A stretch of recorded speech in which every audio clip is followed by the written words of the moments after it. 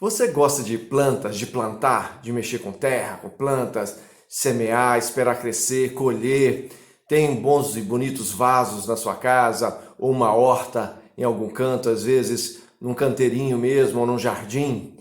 Olha, essa prática que a gente tem de cultivar ensina muita coisa para a gente. Quando a gente precisa cuidar de uma planta e esperar pelos frutos, o tempo certo, tanta analogia com a vida que a gente tem. E Jesus explorou muito essas analogias, porque na época dele, todo mundo lidava com algum tipo de plantação. Era praticamente impossível não ter alguém que não tivesse experiência com isso. E ele explora bastante essa ideia da semeadura, da colheita, em várias das suas parábolas. E nessa sequência da parábola do semeador em Marcos, ele conta duas pequenas parábolas sobre semeadura que são muito interessantes sobre o reino de Deus. E diz assim, a partir do verso 26. Disse ainda Jesus: o reino de Deus é como um homem que lança semente na terra. Ele dorme e acorda de noite e de dia, e a semente germina e cresce, sem que ele saiba como. A terra por si mesma frutifica. Primeiro aparece a planta, depois a espiga e, por fim, o grão cheio na espiga. E quando o fruto já está maduro, logo manda cortar com a foice, porque chegou a colheita. Disse mais: com que poderemos comparar o reino de Deus? Ou com que parábola o apresentaremos? Ele é como um grão de mostarda, que, quando semeado, é a menor de todas as sementes sobre a terra. Mas uma vez semeada, cresce e se torna maior do que todas as hortaliças. Cria ramos tão grandes que as aves do céu podem se aninhar à sua sombra.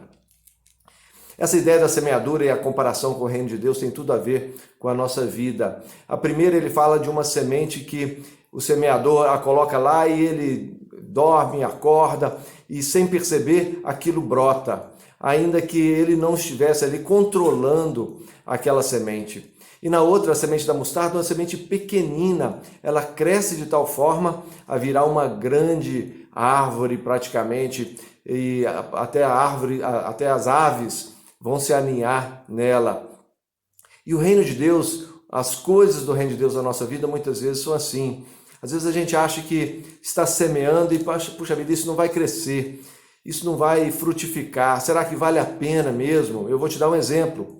Amar o próximo, perdoar, ser generoso, viver uma vida que a gente olha para a vida de Jesus e fala assim, puxa vida, eu quero ser assim. E a gente às vezes pratica tais coisas, ou tenta praticar, mas o que a gente vê no retorno, às vezes desanima um pouco. Será que isso vai dar certo? Será que vale a pena mesmo perdoar essa pessoa?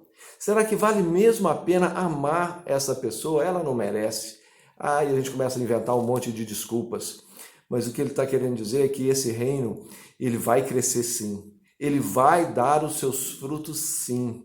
Quando você mergulha a sua vida no reino de Deus, ele vai frutificar. Vai primeiro a pequena planta, depois cresce, vai dar espiga e vai dar boa colheita. E essa colheita, aí entra a parábola da mostarda, do grão de mostarda.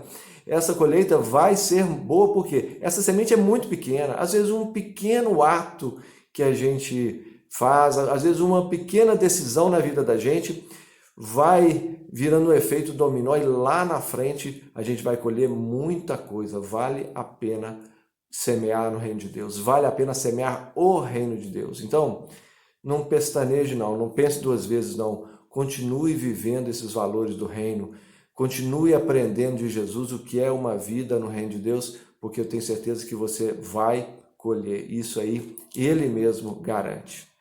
Que Jesus nos dê a graça de ter boas sementes e ousadia para continuar semeando. Que Jesus abençoe sua vida e que esse dia seja um dia de grande semeadura. Um grande abraço.